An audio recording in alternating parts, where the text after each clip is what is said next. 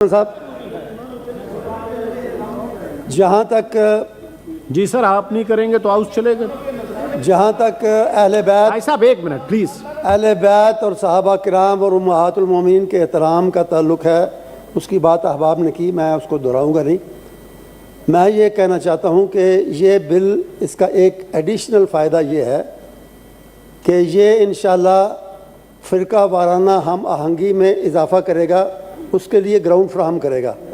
اس لیے کہ جو میں یہ سمجھتا ہوں کہ جتنے بھی شیعہ ہوں، سنی ہوں، جس فرقے سے اور جس مسلک سے تعلق رکھنے والے لوگ ہوں، سب جماعتوں کی اور سب مسلکوں کی قیادتیں جو ہیں وہ قطعاً نہیں چاہتی کہ صحابہ کی یا اہل بیت کی یا امہات المومنین کی توہین ہو. یہ نچلے طبقے سے ہوتی ہے.